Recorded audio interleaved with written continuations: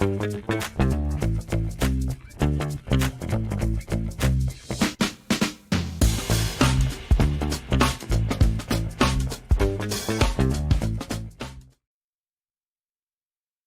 hello, everybody. Welcome back to another episode of Just Kira Davis. I am your host, Kira Davis. I'm Just Kira Davis talking about America. And it's episode 3 of the new podcast. You might remember my old podcast, Just Listen to Yourself, still available in the archives over at the FCB radio network. And if you're not subscribed to this new podcast, you could do that on Spotify, Apple iTunes, YouTube, and of course, Substack. And you should definitely subscribe to my Substack because I've got bonus content over there, including the new unsolicited advice column, which is available exclusively on Substack for our premium subscribers. So you'll want to go over there. And then, of course, you don't want to miss my new Christmas podcast that's out with my good friend Amelia Hamilton, where we review cheesy Christmas TV movies all season long. It's called A Journey to Christmas Land with Kira and Amelia. You can find that on Substack, YouTube, Spotify, and iTunes. A Journey to Christmas Land. We just did a Biltmore Christmas, which was fan-flippin-tastic. So much fun. And we have done this podcast off and on for years. We've never been really serious about it, but lately we've gotten more serious, which is funny to say because things are so serious. We enjoy the getaway and it's fun. We have fun. We do poke fun at these movies, but we really like them. We really appreciate them. So if you want to have a good time and sort of check out from the madness, check out that A Journey to Christmas Land. It's JT Christmas Land on Instagram and X, and Journey to Christmas Land on Substack. Okay, today we've got some stuff. I'm getting this podcast and I'm going to Iowa tomorrow, everybody. I'm going to be in Iowa for Halloween. I'm super excited. I'm going to go see my friend Wendy, and she is the Halloween queen. So I am really pumped to be at her house, especially this year.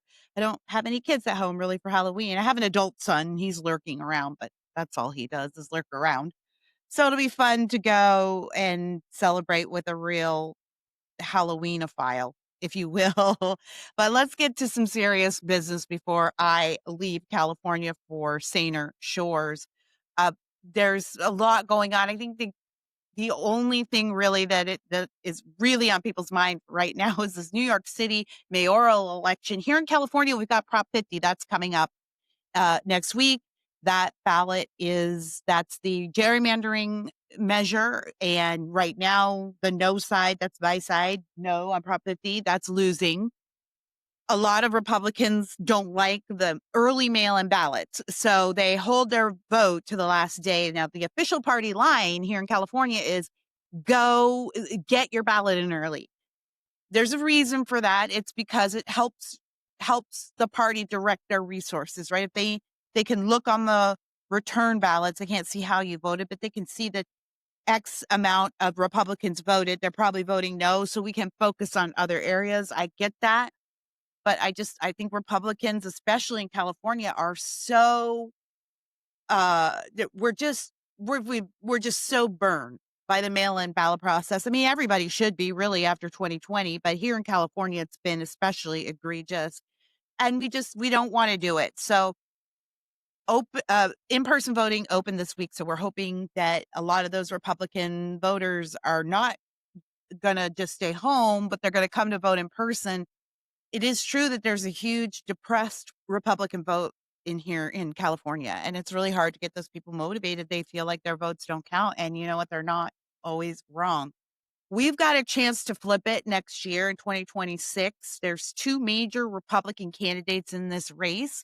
Chad Bianco is the sheriff from Riverside, and Steve Hilton, whom you may know from Fox News. A lot of you know me from Steve's show. Steve's show was one of the first regular appearances I had on Fox News. He used to do it out of LA, and that's where we first met. That's where I first met Charlie, actually, on Steve's show. We used to be regular guests together back in the early days. So, for my money, Steve's got it.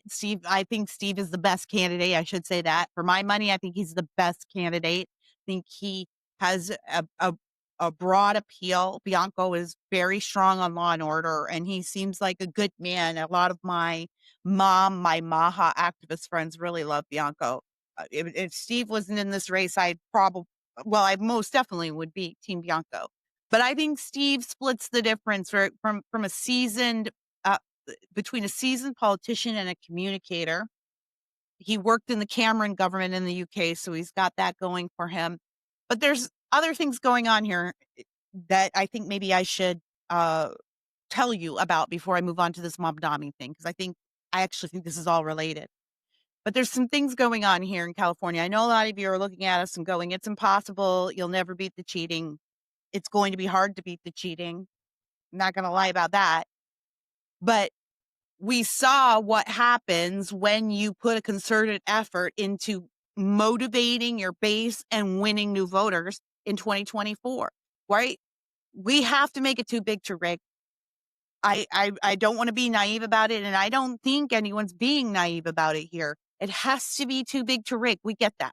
The entire Republican base is going to have to come out, and Hilton is going to have to go get some of those disaffected voters. The good news is there's a lot of them here in California, and they are extremely disaffected. And we are headed towards $7 a gallon gas by Christmas here in California. The rest of you, your gas prices are going down. It's going up here. We're at over 5 right now. I think I paid 5.13 the other day. I haven't filled up since. So people are very disaffected. I know that the rest of the country has moved on from the Los Angeles fires, but the Pacific Palisades haven't. Those affected by the Eden fire haven't. We really haven't. We're still dealing with the fallout. Nothing's getting built. All of the greedy developers are coming in. Newsom's making all kinds of deals on the back end. It's insane here, and people are still seeing it, and still feeling it. And now Karen Bass has given illegal migrants access to free legal services, free residency, or free homes, free housing, and welfare benefits, even as residents in Los Angeles take to the streets to march partially against the cost of living here in California. Now, a lot of those people blame Republicans or blame Trump, but that's on the minds of everyone. The cost of living, people are seeing this, is what I'm saying. Don't think that people in California aren't seeing it just because the news isn't reporting it. That's what I'm saying. So it's got to be too big to rig, which I think can happen. We have to purge the voter rolls, which is already happening. There are major voter roll purges happening in counties across the state. And that's going to continue. I think we're up over 100,000. I honestly think about half our voters here are probably illegally registered, but it's a start. And in some races that are won by, a dozen or more votes, in that sort of small number, yeah, it really can make a difference. The DOJ is going to have to come in and do some prosecutions. They're going to have to prosecute the voter fraud here. DOJ is here. They're here. They're parked in Orange County, which is where I live. They're parked here right now. But they have plans for other parts of the state, and I believe they have already subpoenaed the voter rolls here in Orange County. And I think our Secretary of State, Shirley Weber, should be very nervous. Because Shirley, I get your updates every day. I'm signed up for the Secretary of State updates. I see what you guys are doing. I know when you're testing the voting machines. I know when you're running the reports. Most people don't sign up for that stuff, but I do. So I do, and I, take notes of patterns and go find the non-existent reports. I go look for the non-existent reports out there. But I think our Secretary of State should be very nervous. And then there is the Gavin factor. Gavin's going to run for president. He's clearly floating that. We're going to talk about that, and we're going to talk about his friend Kamala. He's clearly floating it. But we've known for a while. I mean, he really hasn't been running the state for the last year. He's really been campaigning. He's even been in South Carolina when things are burning down here and falling down around our ears. And the governor is nowhere to be found, but he's running for president. And here's the thing, when he is released from the burden of having to lead the people of California, He's going to go whole hog into that presidential race. But guess what? America is not going to like him because people don't like Gavin. He looks super fake. He seems super fake. He acts super fake. And you can read it. You can smell it. It's just oozing from him. And it used to work when we were more in the Obama era, right? More in the mood for diplomats, more in the mood to be tricked. We really believed those silver-tongued politicians. And that's who Gavin was. He's a product of Pelosi. Really, he is her protege. And so he has mastered the art of saying one thing and doing another, which is what the Democrats do, but that doesn't fly anymore. Kamala Harris lost everything being the fakest politician this side of Mars. She lost everything because really by the time we got through with Biden's weirdness and everything else, by the time we got to her, Americans were just completely sick of fake. The kids don't like it. The kids see all their media on TikTok and Instagram, and that looks authentic to them because it's right, it's close, it's intimate. Even if what they're seeing isn't totally authentic, you know what I mean? It has an authentic brand. It has an authentic feel. I believe Democrats will figure it out eventually, but hopefully it won't be for another 10 or 20 years. But Gavin has not figured it out, and he can't. Here's the other thing, he can't. He can't pivot. He's a product of his environment. He's a product of his era. And they thought that era was going to last them for the next 100 years. They really did. They thought it was a winner and it was never going away, but it's gone now and they can't pivot. That's why they're so crazy. That's why we're seeing them do all this stuff. They can't pivot. They don't know what to do. The only thing they can do is double down. The only thing they can do is dig in harder. So Gavin is not intelligent enough or savvy enough or clever enough to pivot. He tried, right? When he started his podcast, he brought on Charlie and it gave him a little bump, but that was a Charlie bump. We all know that. That wasn't a Gavin bump. He tried, but he can't do it. He's basically a robot. So yes, he's slick and he looks slick, but he's like Kamala. You let him talk for 10 minutes and there's no there and everybody sees it. So he's going to go to the national scene and everybody's going to go, what? He's going to be a national advertisement for our state gubernatorial race. He's not running. He'll be running for president. Right now, the leading Democrat is poor old Katie Porter. Poor little Katie. Breaking news yesterday. Well, she's now polling behind Steve Hilton. Steve is pulled ahead of Katie Porter in the polls. She had that disastrous interview recently. And that's made a lot of waves for her. She's not well liked anyway, but the Democrat race is nowhere near decided, people. There's still other people to get in the race. I think Jose Padilla, you might remember him. You might know him as Alex Padilla. That's his Christian name. That's his given name. But his government name is Jose Padilla. That's the name Trump gave him. He's probably going to get in. And I think the Democrats are going to get behind him. So then that's going to create a whole other list of things. All this to say, let me just bring it back. There's a lot that has to happen here, but there's a lot that is happening. And we're going to have Gavin Newsom as a walking advertisement for everything that is wrong with California politics and Democrat politics in particular. Does this mean that the whole entire legislature will flip?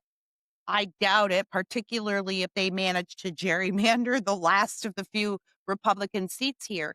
But as Steve says, when he's on the campaign trail, he doesn't need the legislature to flip right away in order to make change right away. I'm sure it's not hard for you to imagine that California has oodles of commissions that make all the laws, and they're just appointed positions, and really they're just prestige positions, but they do affect laws and policies and how things are applied. Those are governor appointments. Those are appointments from the governor. So he can reappoint all of those commissions and plug in the people that he trusts and knows and believes in. My dog has found her way up here. You have something to say about Steve Hilton? No, okay, she's not. She's not. Although she's not voting for Steve Hilton. If she could vote, she would. But there is a dog that did vote here in Orange County. That case is being prosecuted right now. A woman registered her dog to vote, and the dog did vote. So I guess I could do it if I were that kind of person. But I'm not a Democrat. Apparently, she isn't either, actually. She's a registered Republican. You may have heard the story on Fox News. She's actually a registered Republican. I think she was trying to make a point. I appreciate the vigor, but yeah, that's a very dangerous point to make. Voter fraud is very serious, and if she were in LA County, maybe it wouldn't make a difference. But in Orange County, she is getting prosecuted. I talked to our Republican prosecutor. I talked to our AG, Todd Spitzer. He's been a great prosecutor for Orange County, and he said, "Yeah, we're prosecuting it. It's voter fraud." It's voter fraud. It's very serious. We take it seriously. All right. I want to get to Mamdani here because that's what is on everyone's mind. Mamdani running in New York City. The mayoral election is coming up. Curtis Sliwa isn't dropping out. Cuomo's making a little bit of a surge. Is it a Cuomo surge, or are people just getting more and more scared of Mamdani? I don't know, but this whole race is a fascinating microcosm of where we are in the American era, in the American story. It truly, truly is. Mamdani is a fake. He's a communist and an Islamist. That's worse than a communist. He's an Islamist. He's a Muslim. I hate saying the word Islamist because it sort of separates it from Muslim. But I think if you're a Muslim, you're a Muslim, and that's that. And a tenet of the religion is a lot of the things a guy like Mamdani believes, but an Islamist, I suppose, would apply it politically in a place like America. So in that respect, it does matter. It does matter. I want to play this. You've probably seen it by now. I want to play this clip from Mamdani.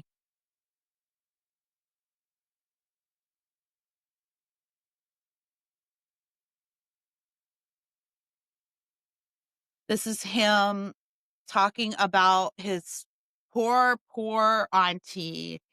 His poor, poor auntie. His poor, poor Muslim auntie. Who suffered all kinds of racism and bigotry after 9/11 as she tried to enter the subway. Let's play Zoran Mamdani. It's very emotional here, everybody. It's extremely traumatizing for the little rich boy. I want to use this moment to speak to the Muslims of New York City.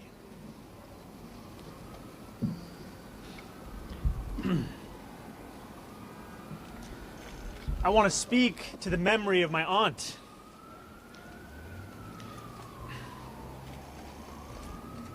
Who stopped taking the subway after September 11th because she did not feel safe in her hijab.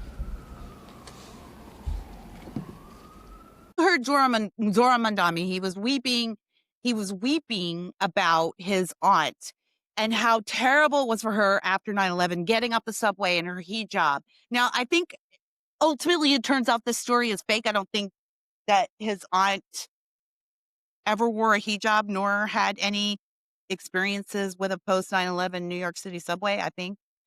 But he's selling the story, and he was weeping, and he's surrounded by women in hijabs and Muslims, and talking about how Muslims have not been appreciated in New York City. And if that doesn't give you a chill,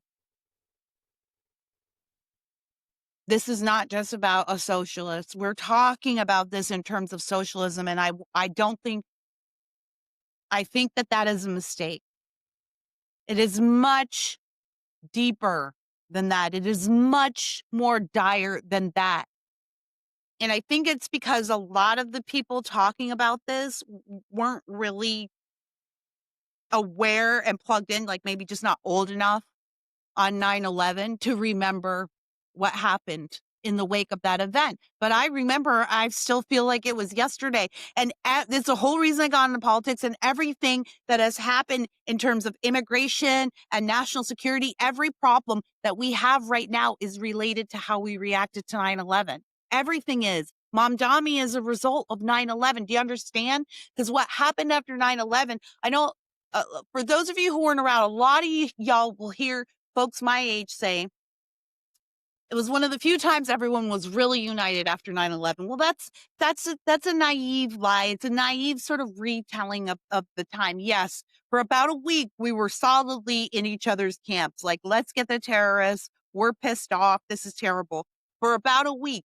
But immediately after that, it was, well, what did we do to deserve it? This is what happens when you're a colonial entity. And you know what the Bush administration, not a Democrat administration, the Bush administration, George Bush, who was very good on the rhetoric after the attack and very good at leading Americans in our grief and our need for resolution. He was very good on that front. But he opened the floodgates for Muslim immigration because we had to prove to the world that we weren't racist. Does anyone remember him going on national TV? He's the one who gave us the religion of peace. That's George Bush. You remember that? He went on TV because people were going, you know what? Islam's a problem. Like, we're living peacefully here. We're not bothering anybody. We're people just got up and went to work that morning. Now we find out that there's an intifada, something called an intifada, and the great Satan. And these people can actually come to our shores and murder thousands of our own citizens. Yeah, maybe Islam is a problem. It doesn't seem to have the same calming effect that, say, Christianity does in a area like America. And people were starting to think maybe we shouldn't, we should maybe take some precautions against this ideology, this religion, which is an ideology. And the response was to open the floodgates for anyone and everyone from Muslim countries to prove that we weren't racist. And then when Obama came, that just went into overdrive. That's how you got what's happening in Minneapolis. That was Obama. He shipped in tens of thousands of Somalians, Muslim Somalians. That was to prove we weren't racist and Islamophobes. New York City, there's a mosque. There's a mosque near the site. The authorities let the Muslims put a flag. They let them plant a flag on ground zero. And New York City welcomed in the Muslim community. Dearborn is a result of 9/11. That mosque, that Sharia law town that they're trying to put up in Texas, wherever, that's a direct result of 9/11.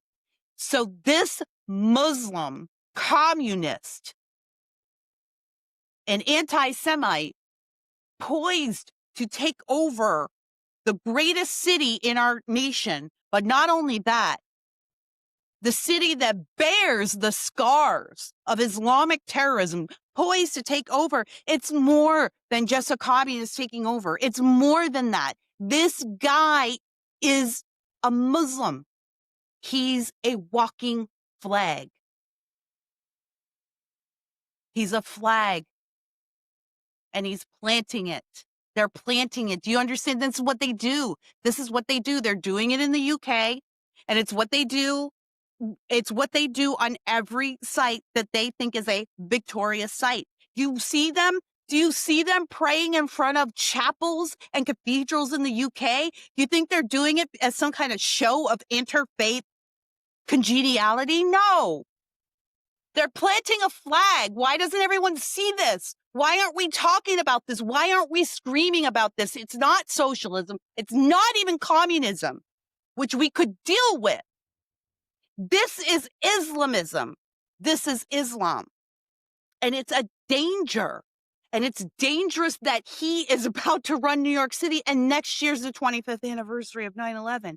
You guys, this is trouble, and it's a lot more trouble than just a communist in New York City. And this is a sign. This is a gift from George Bush and Barack Obama, who, suddenly are best friends now in 2025. They're best friends.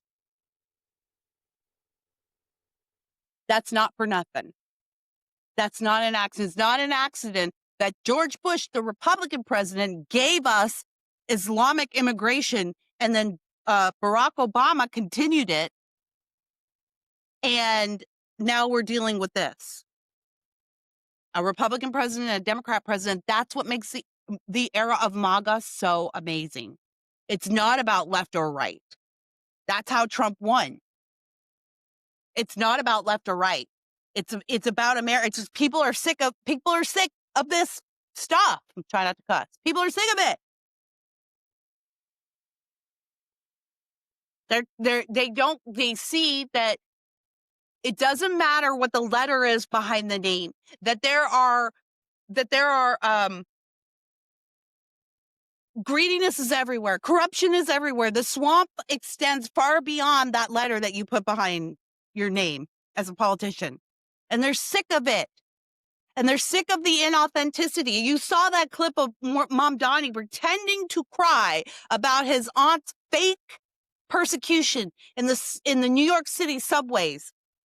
No energy for the woman that got set on fire by a homeless person on the New York City subways. No energy for that. We're supposed to cry about his poor Muslim auntie 25 years ago, maybe getting some dirty looks on the subway, which is not true anyway.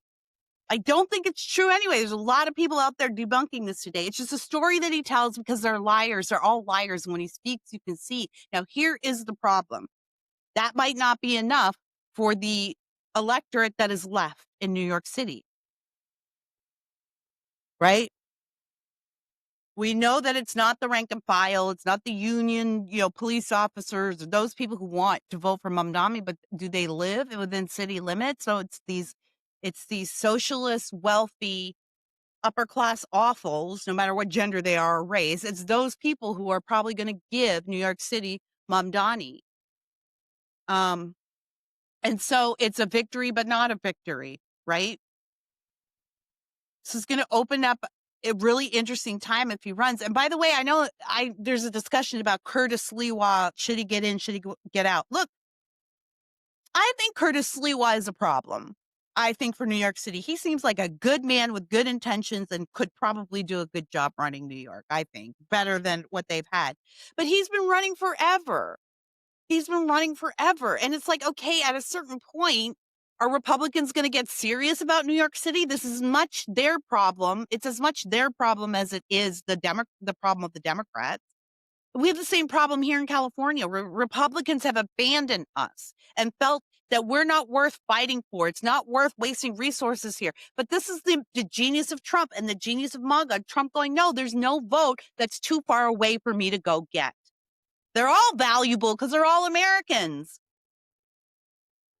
And I think it's kind of pathetic that Republicans have allowed Democrats to chase us out of these very important cities. And now we're facing a Democrat mayor. It's just as much a Republican problem as it is a Democrat problem. Again, no slight to Curtis Sliwa, who I don't think should drop out. No, he should not. I mean, he's in this race. I'm not saying anything about what he's doing in this race. He's here now. I'm just saying that if we had a functioning, healthy Republican Party in New York State and New York City, he would have long been set aside for a more viable candidate. And they would at least have been developing a bench. Why are Republicans so willing to let these places go uncontested? I think one reason is in a lot of places, Republicans are in on it. They're part of the problem. They're part of it. Again, going back to me saying that these kids are sick of inauthenticity, and a lot of people are realizing that the politics is not about the deal or the arc. You can get sold out by a Republican the same way you can get sold out by a Democrat. People want leaders who are sincere, or at least seem sincere, and at least hold the same ambitions as you do as a voter. Trump wants to get richer, you want to get richer, right? Trump wants to be safer, you want to be safer. Trump wants smarter kids in America, you want your kids to be smarter, right? You want to pick a politician that at least has the same self-interest as you. And that's where we're going. So this left-right dynamic, it doesn't necessarily apply anymore.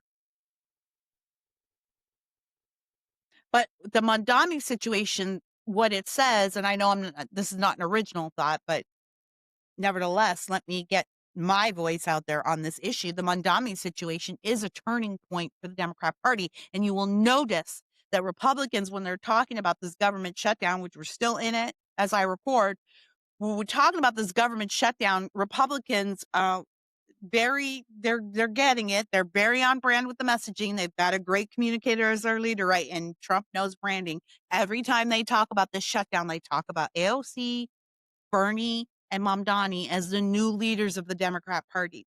And they're doing that, A, because it's true, but B, because they know that's a problem for the Democrats. Now, it is scary. We are a two-party system, everyone, and I don't care how happy you think you would be if we just completely eliminated Democrats. That's not going to work in a two-party system. It's going to create a vacuum, and something will fill the vacuum. And maybe something we don't really want to see will fill that vacuum. So, don't be too keen for that. I don't think we want the Democrats gone, but what we do want is an opposition party that is sane, right? In order to be the opposition, you have to oppose some ideas.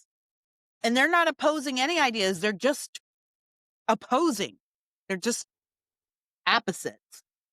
And and because they have a leadership vacuum, and because they have an ethical vacuum, the only thing that can fill it right now is the socialist wing, the communist wing of their party, the lunatic wing. They're the only people that have energy.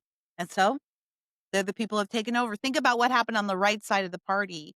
We had the elitists and we had sort of the Tea Party wing, and that was the energy base for a while, but that dissipated, or I wouldn't say dissipated, I would say it got absorbed into the larger body politic of conservative politics. But when MAGA came along, that was the energy, right? That's where the energy was. That's where the momentum was. That's where the parties were and the fireworks and the rallies. Like, the energy was there. And the energy on the Democrat side is with the socialists. Those are the people going out and getting into the rallies and making the signs and hitting the streets. It's them, right? So Republicans are right to point to them as their leaders, not just because it's true, but because it's putting a dent in Democrats. They're in trouble.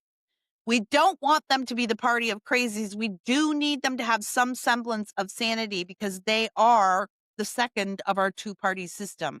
If we don't have them, then we need a reasonable party to replace them, which I actually think is an option.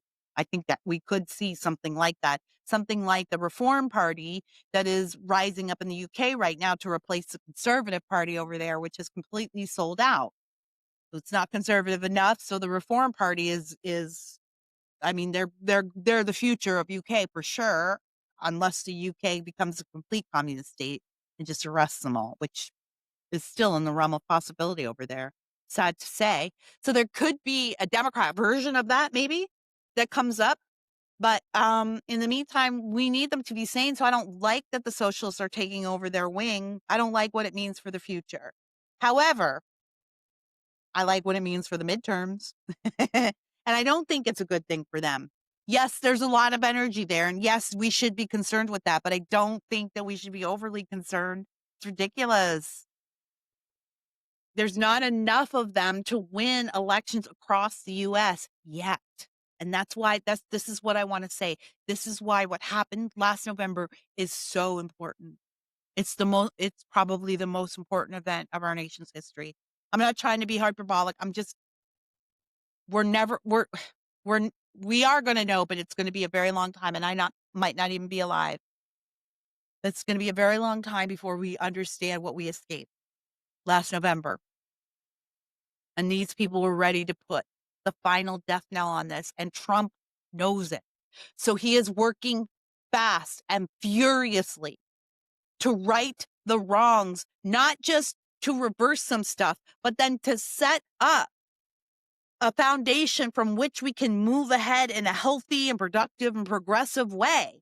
I don't mean progressive politically, but in a way that actually makes gains for America and American citizens.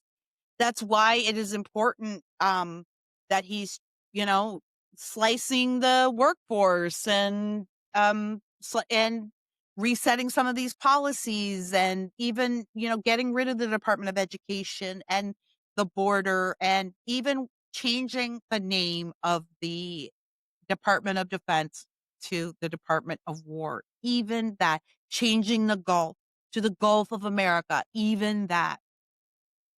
He's resetting the culture, appointing a Hollywood czar, making sure that the Kennedy Center is open and available to all people and making that bigger and brighter, possibly even renaming it. I think they should rename it. I think it should be the Trump Center. I think it should be. I do. Even renaming, but do you understand? It's not just that he is just righting some wrongs. He's resetting the culture for us so that when he's dead and gone, we can still work with some of this stuff. And we don't have to worry about the Democrats coming back and wreaking havoc. We'll have peeled out all of this red tape and gunk and goo. It's a holistic approach. There's nothing that Trump is doing right now that you should be looking at and saying to yourself, why is he doing that when he could be doing this? He shouldn't be dealing with drug boats in Venezuela. What about their due process? If I have to hear one more person ask me about the due process of a drug dealer speeding fentanyl to the shores of this country to murder my children, whom I warn every day about fentanyl, every single day, which they don't appreciate. If you think, if I hear one more person scream about their due process, drug dealers in the middle of the ocean don't get due process. This is a war. This is what you don't understand. Trump is setting up the future. We need the people that fentanyl is coming to kill. We need them. We need them in our military. We need them paying our taxes. We need them raising our next generation. We need those people.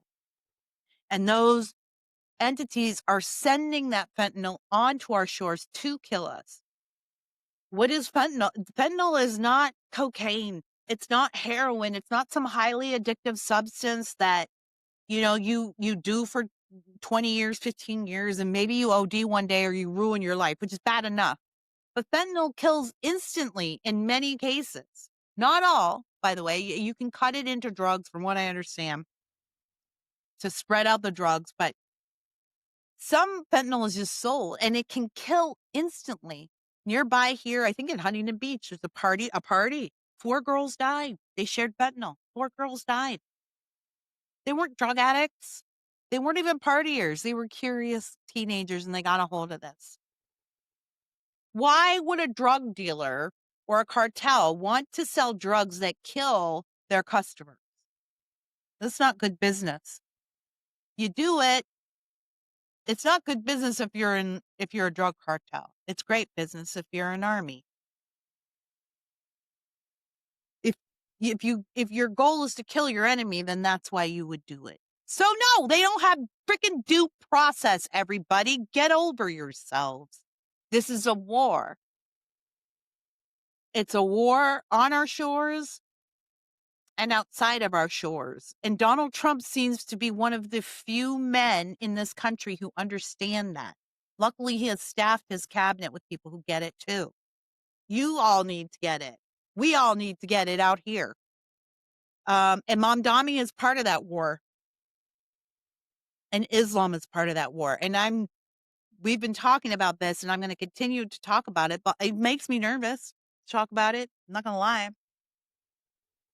Because they're crazy. The ideology is not compatible with life in America. What's happening in Dearborn should be really concerning to everybody. It's happening kind of quietly right now and has been for many years, but it should be concerning. And I don't know what you do.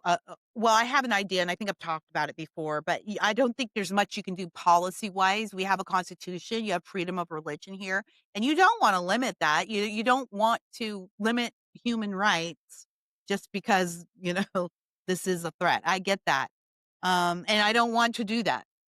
There's a part of me that's like, well, gee, wouldn't that be nice? But no, because what goes around comes around. I get that. We've got the Constitution, thankfully, to work within. But I do think that it what will have to happen, and I think what is happening right now is revival. This is a spiritual issue. This is actually not going to be a policy issue.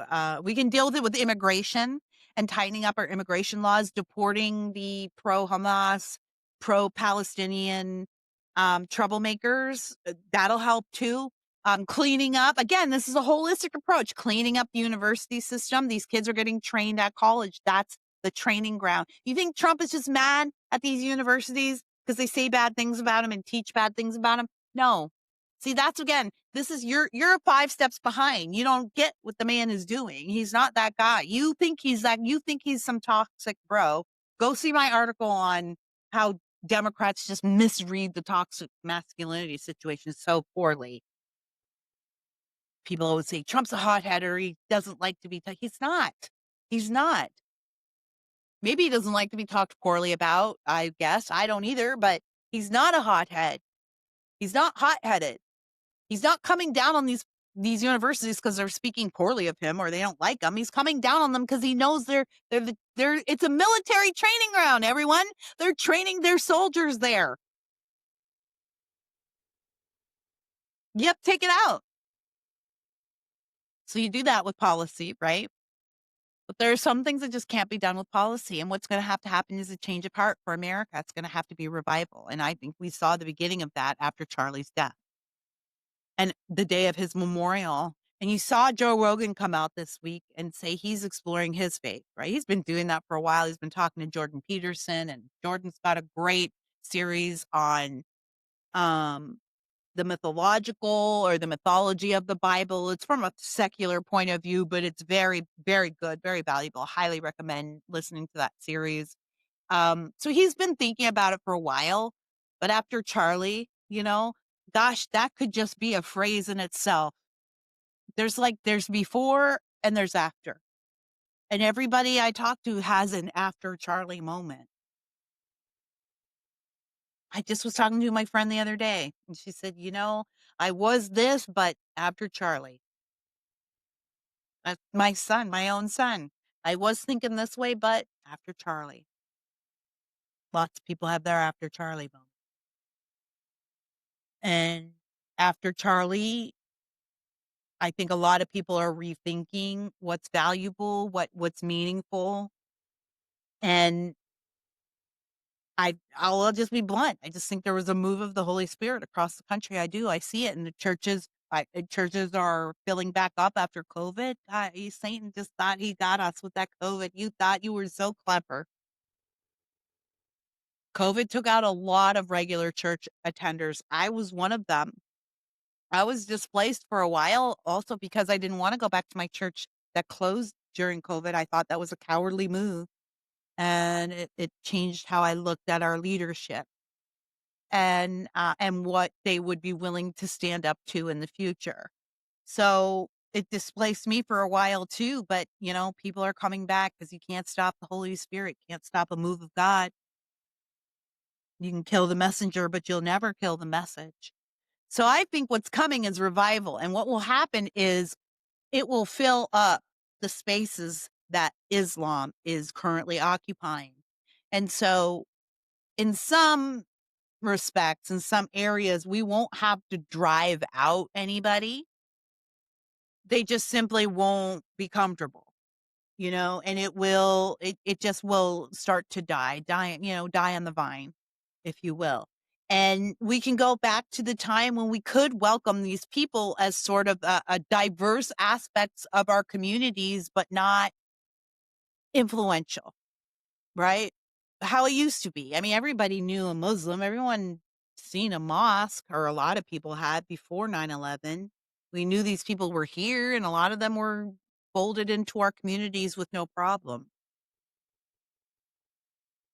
I think in a lot of respects, President Trump already is. I'm going to guess he's got some more specific plans that we may or may not ever hear about, but I don't think he is ignorant to what this threat is, and I don't think we should be either. Mamdani is that threat, and this is why I think this is ultimately going to work out for us, because he's going to make us, win or lose, and I think he's going to win.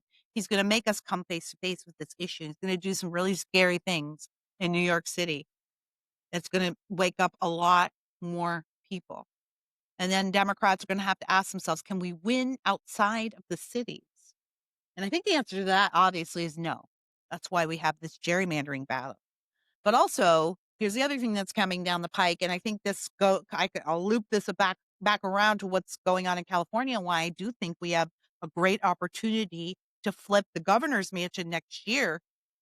But the other thing to think about is that Trump knows that 2020 was stolen. I think he knows. I think he. Why do you think they worked so hard to keep that man out of there? Do you understand? Why do you think they tried to kill him? They know, and they know that now he knows. And now what has to happen is he has to let us know. And I don't know the challenges of that. I can only imagine, because you see when he came out with the big autism announcement and everyone lost their minds because it wasn't clear enough and everyone was like, Tylenol? He's talking about Tylenol? No, he wasn't talking about Tylenol. That was an announcement about vaccines.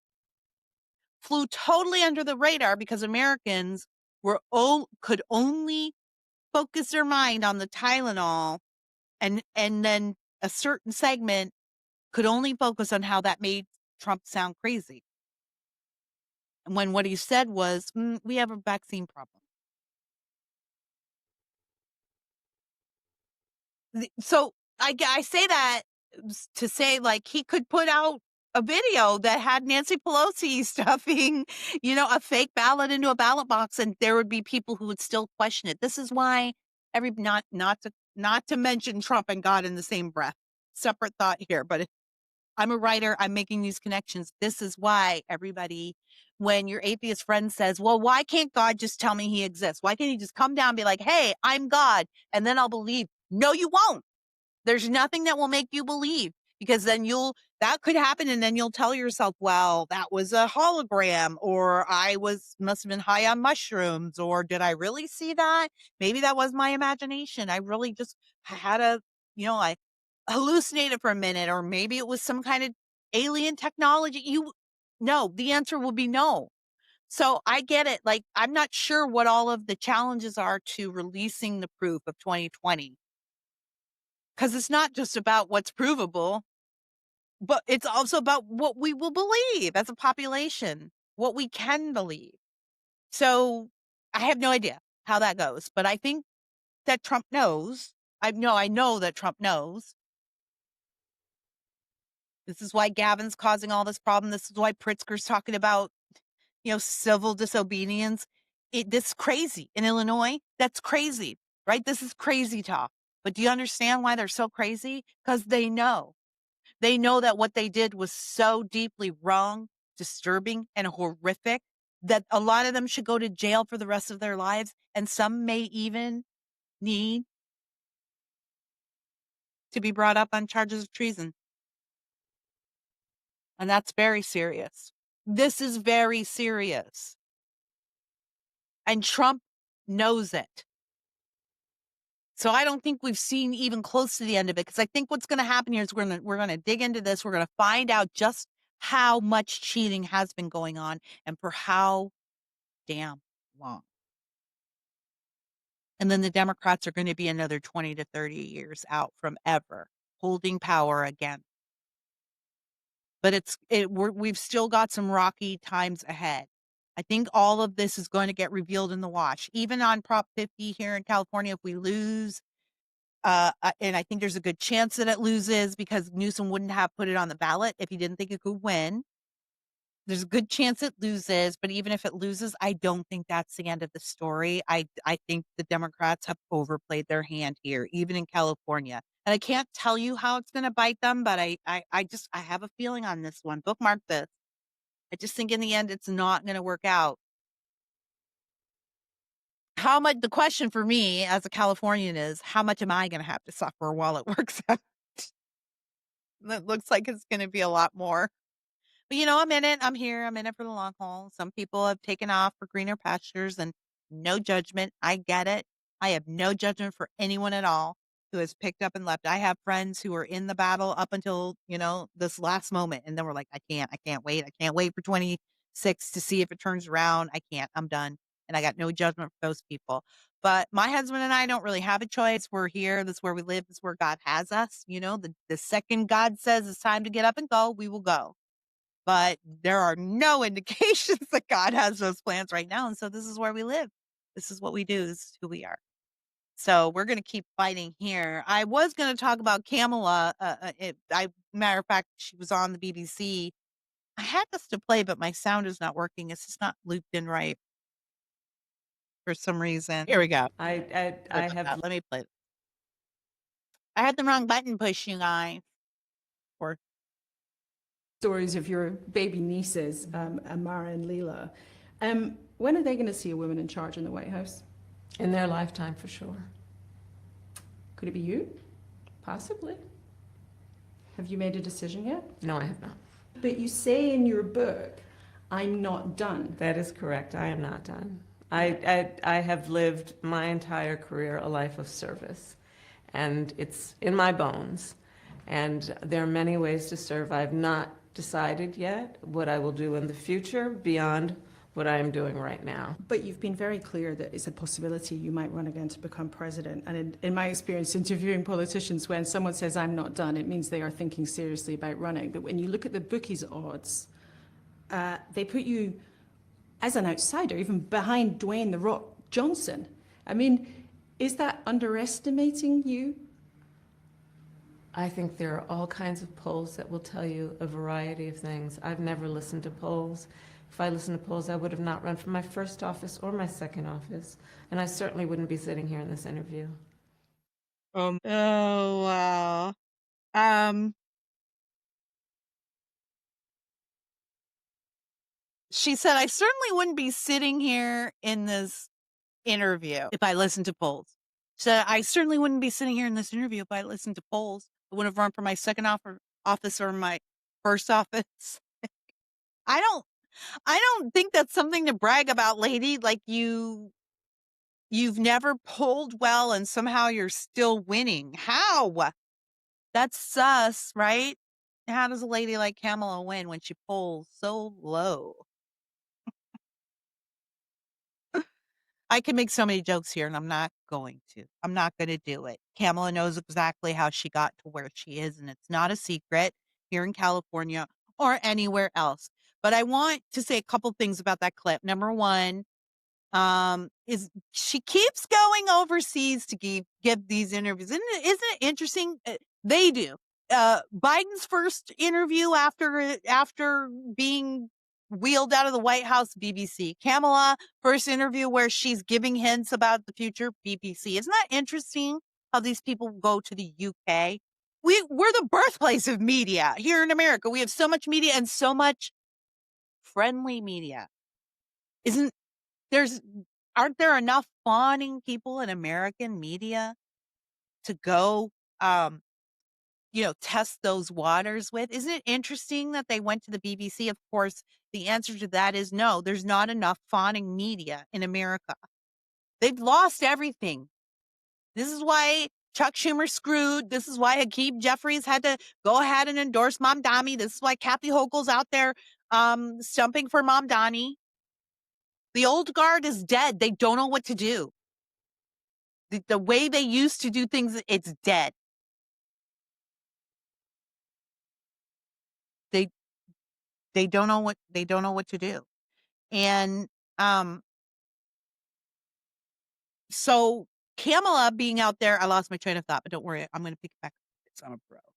But Kamala, I'm a 51-year-old pro in the heat of brain fog. Anyways, but Kamala is out there making noise. She's going on to BBC because she can't trust this media to give her the fair shake because they blew it.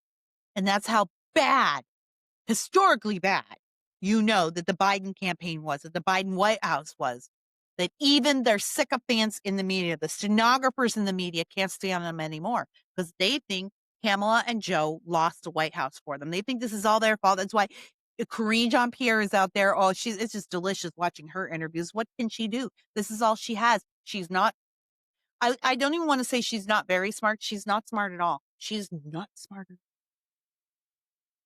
She is a very dumb person. And when you listen to her, you realize she is not smart at all. I'm not even sure she can really read that well. And so all she has is the press, and hopefully she can get a job as an analyst somewhere. That's what you do after your press secretary career, right? She's got to go on the American media tour.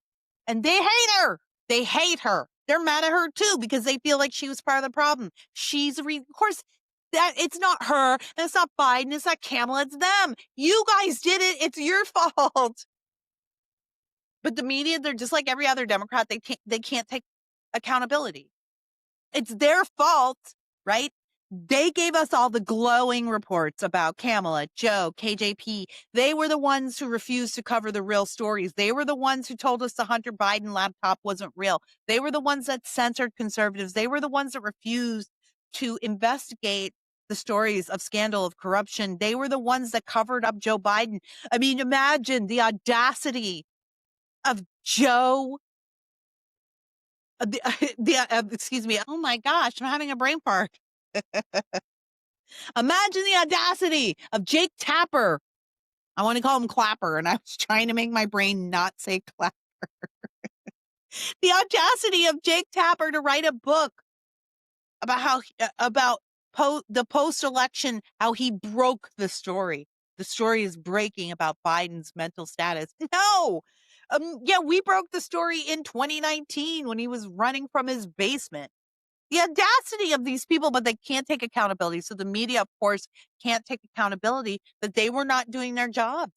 You probably could have been rid of Biden a lot earlier if you had done even a tiny bit of your job.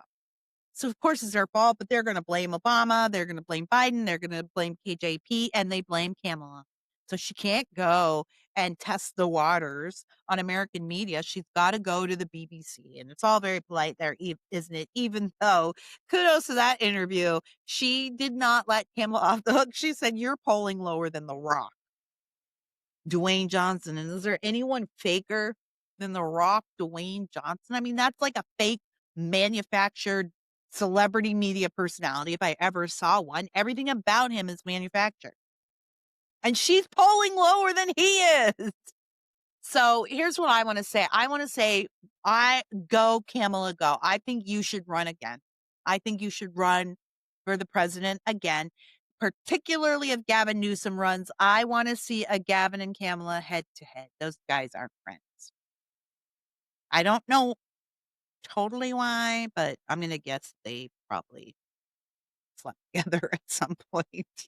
That's what I think. That's just total gossip right there. That is not, I am not making a claim of knowledge of anything. It's completely, uh, that is completely 1000% unauthenticated gossip. But I think, yeah, I think they probably had some kind of situationship going on, and they are not friends now. So I'm going to be here for every second of it. But Kamala has the same problem that Gavin has, and I think it's going to be really entertaining to watch them face off against each other if we get that. The problem is this: they're both California politicians. They've both been born and bred in California politics, born as politicians. And in this state, if you're a Democrat, you don't get asked hard questions. You don't have difficult situations. You don't have a difficult race or difficult path. You're basically appointed. You don't have to worry about money or answering to the voters. You're never held accountable. And there's no press here right now to challenge you. And there's some, but those people don't get the invitations, right? Those people don't get Michael Schellenberg is not going to get invited to, or Matt Taibbi is not going to get invited to a Gavin Newsom press conference, right? So they never have any challenges is what I'm saying. They're weak. That's what I'm saying. They're weak. They're empty vessels. They're empty suits. That's why Kamala always sounds so strange. She has those vague word salads, and same with Gavin Newsom. They're cut from the same cloth. They were trained in the same battleground. Don't even call it battleground. They were trained on the same vineyard. So they don't have any skills, and they don't have the ability they don't have any thoughts of their own. They don't have any ideas of their own. They don't have any intellectual thought. Do you understand what I mean? Like whatever your inner life is, where you think about things, you analyze things. Oh, I saw this article the other day, or I saw this situation on TV, and it makes me think about the time I did that X, Y, or Z. They don't have those thoughts. I know it's hard to believe. Whether they were just not born with them at all, I don't know. But I think you're just trained to hollow yourself out. I wrote I'm gonna pump my own article. I wrote a great piece on Kamala's campaign way back when, back in the old days when she was running, and it was when she was getting criticized for changing her accent so much. And I talked about what I think that is, and it's not just fakery. It's a type of fakery, but she's not doing it on purpose. And there's a clip running around out there right now with Gavin Newsom, and he's on a podcast talking about, oh, when he was a kid, and I was eating Wonder Bread, and he takes on this lilt in his voice. It's supposed to be, I suppose, supposed to be a little more authentic, but like, yeah, I had the Wonder Bread and this and that and the Wonder Bread and the Kraft mac and cheese and just playing ball after school. I was on my own. Kevin's, he's a rich, privileged kid, like connected kid. He's none of those things, but he said it so easily, like it was true. How? He's hollow. He's not a real person. He's a hollow person inside. So you can fill it with anything he needs at any moment. Kamala's the same way. Go read that article. You'll have to be a paying subscriber to see it because it's in the archives. But they're hollow people. And all they have is hollow platitudes to offer. And guess what? The Democratic base is not in the mood for hollowness anymore. They don't like it. Look at what they did to Obama. Obama, the Messiah, the savior. Man, I thought there was no way Obama was ever going to be anything but the elite of the elite in that party. Him and Gavin Newsom on a podcast the other day couldn't even pull in 264 viewers. I'm going to end up with more views on this podcast, and nobody watches this podcast on YouTube. Nobody. I'm going to end up with more views than that. And I'm nobody. Obama, I've never seen a power couple in the Democrat Party fall so quickly, crash so quickly. The Obamas are even more disliked than the Clintons. The Clintons have still managed, they got it right because they were pros. The Obamas, they weren't pros. They didn't know how to do it. They're too dumb. The Clintons knew how to do it, to arrange for themselves to be in a position of power and influence behind the scenes for decades and decades. They have set up their own institution to do that. And so they still have power and clout, even if they don't have popularity. And the Obamas don't have that. They did during the Biden years. During the Biden years, I know a lot of people. I'm a loner on this one. I don't think a lot of people agree with me. A lot of people will say that that's Obama behind the strings. That he's the ideologue. He's the power player pulling the strings. And I disagree. I don't think it's him. I think it's whoever runs him. Right. I don't think Obama's clever enough. I've just never believed that. I don't think that I think he's an empty vessel. I don't think he plans anything. There's someone behind him that does it, but whatever. He's the avatar, right? So essentially it's Obama, but wouldn't it be a gift for Kamala to run? It'd be good for business. Be good for me. I mean, just plenty of stuff to talk about. I say run, Kamala. I'm your biggest supporter. I'm never going to give you any of my money, but I'll devote plenty of time to talking about you. Let's show America who California is. Let's show America who they'll get. Let's show America what life could be like if they voted for a Californian. Let's go for it. All right, I'm going to go too. I'm packing up because I'm going to Iowa tomorrow to see my friend and spend Halloween in the cornfields of one of our nation's great states. So in the meantime, make sure that you subscribe on X. Sometimes I stream this to X when I'm recording. I never know where it's going because I'm a one-woman show and I don't really care. You can find this though on Spotify or iTunes, Just Kira Davis. You can search Just Kira Davis on Substack, subscribe there, and you can get my bonus series, Unsolicited Advice. This week, I advise a young woman who wants to know how she should feel about a threesome invitation from her best friend. So I've got some advice on that and a couple of other things. Follow me on X at Real Kira Davis, on Instagram at Just Kira Davis. And don't forget to subscribe to my Christmas Land podcast, Journey to Christmas Land with Amelia Hamilton. You can find that on X, Instagram, YouTube, Spotify, iTunes, all the places. And I'll see you next time. Until then, I'm just Kira Davis, and I'm just talking about the things that make America great.